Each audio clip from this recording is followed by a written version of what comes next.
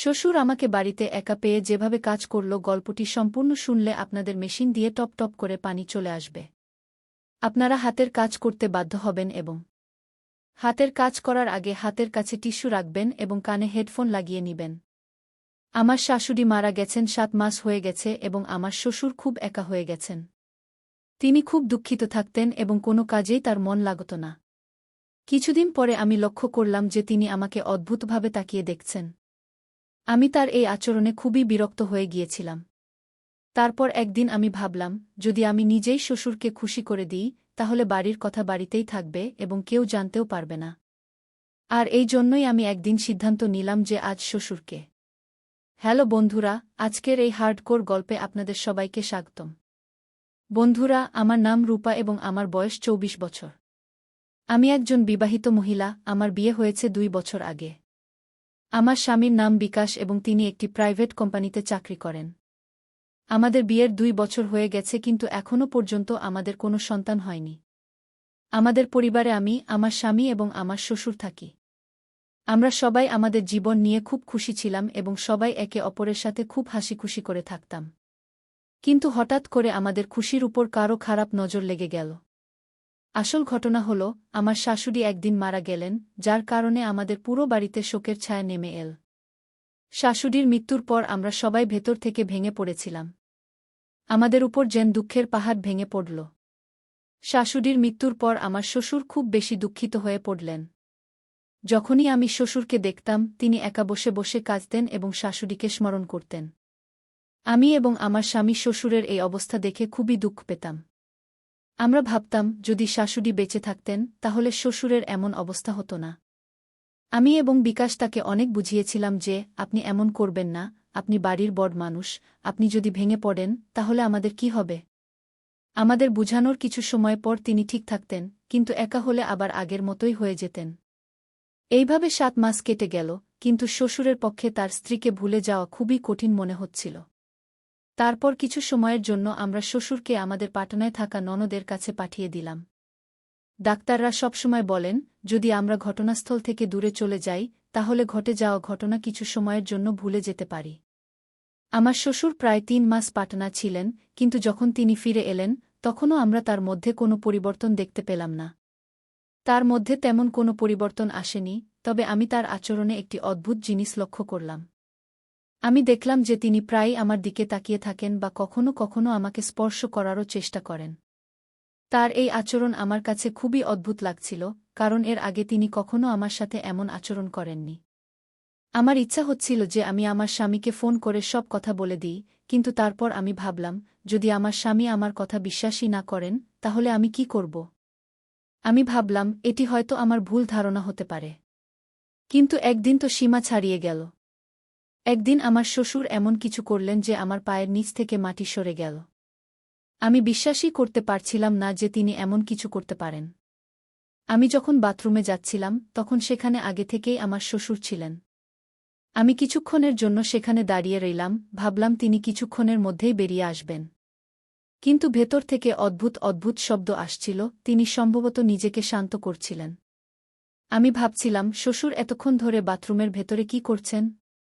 আমি তাকে ডাকারও চেষ্টা করলাম, কিন্তু তিনি শুনলেন না। তারপর যখন আমি ভাবলাম যে তিনি যে কোনো সময় বেরিয়ে আসতে পারেন, তখন আমি আমার রুমে চলে গেলাম। প্রথমে আমার মনে হলো যে এই পুরো ঘটনা আমার স্বামীকে বলে দিই, কিন্তু আবার আমার মনে হলো যে যদি তিনি আমার কথা বিশ্বাসই না করেন, তাহলে আমি কি করব? এই ভেবে আমি সারারাত জেগে রইলাম এবং আমার ঘুমই হল না।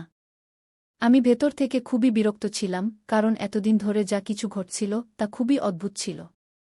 রাতে যখন আমার স্বামী কাজ থেকে বাড়ি ফিরলেন, তখন তিনি আমাকে আদর করতে চাইলেন, কিন্তু আমি বললাম যে আজ আমার মেজাজ নেই।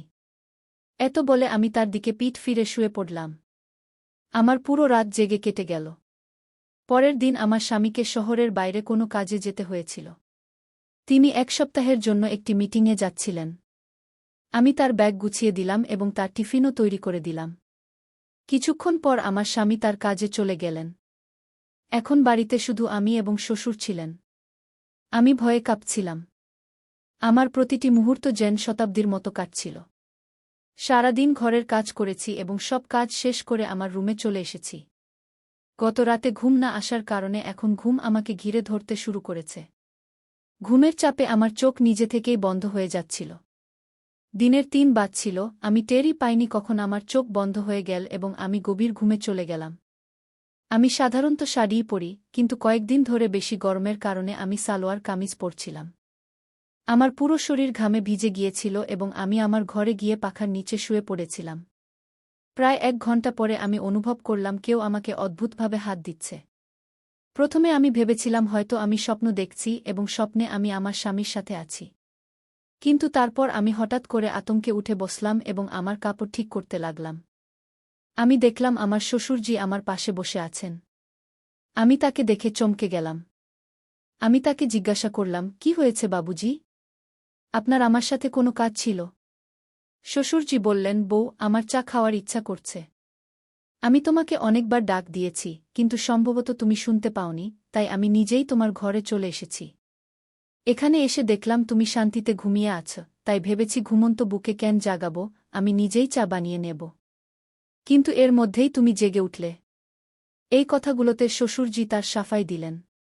তখন আমি তাড়াতাড়ি বিছানা থেকে নিচে নেমে এলাম। আমার বুক জোরে জোরে ধড়ফড় করছিল।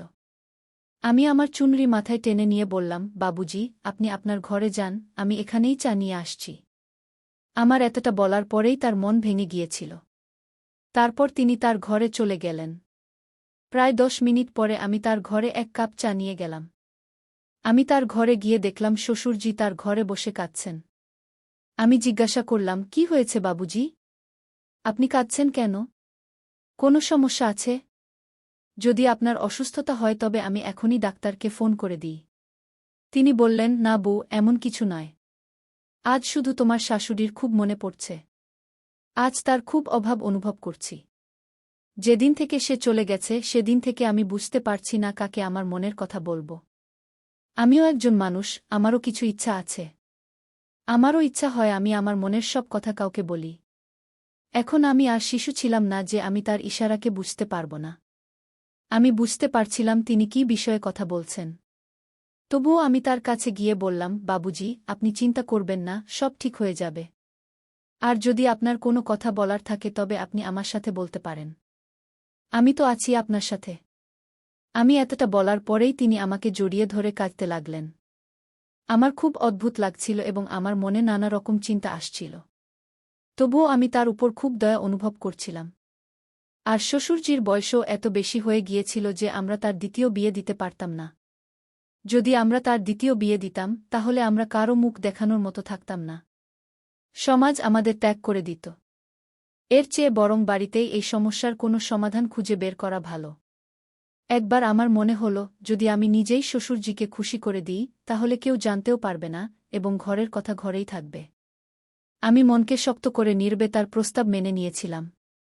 তারপর আমি তাকে গোসল করতে বললাম এবং তার কাপড় ইত্যাদি বের করে তাকে দিলাম। কিছুক্ষণ পরে তিনি গোসল করে ফিরে এলেন। তিনি বনিয়ান পরেছিলেন এবং নিচে তোয়ালে ধুতির মতো জড়িয়েছিলেন।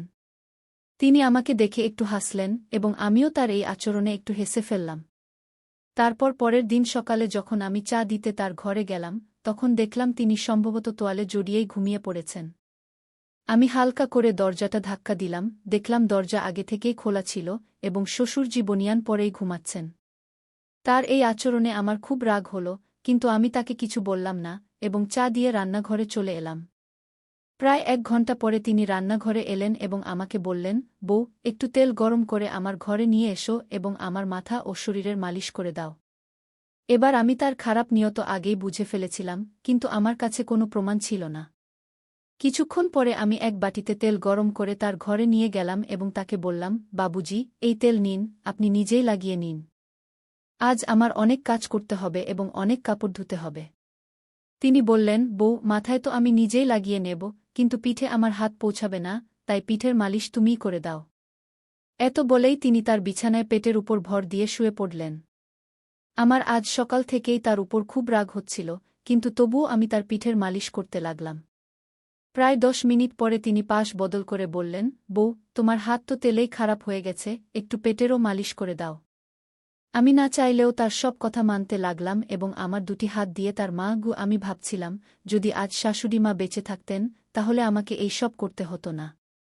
এই 7 দিনে বিকাশ ছাড়া আমার অবস্থা এত খারাপ হয়ে গেছে, তাহলে শ্বশুর শাশুড়ি মা ছাড়া কিভাবে থাকতেন? আমি এই ভাবনায় এতটাই ডুবে গিয়েছিলাম যে সব কিছু ফেলে রেখে ভিতরে চলে এসেছিলাম। কিছুক্ষণ পরে শ্বশুরজি আমার ঘরে এসে বললেন, কি হয়েছে বউ? তুমি সব কিছু ফেলে এখানে কেন চলে এসেছ? তুমি কি বিকাশের কথা ভাবছ? তার ছাড়া কি তোমার মন লাগছে না? তুমি আমাকে বলো, তোমার কি সমস্যা হচ্ছে?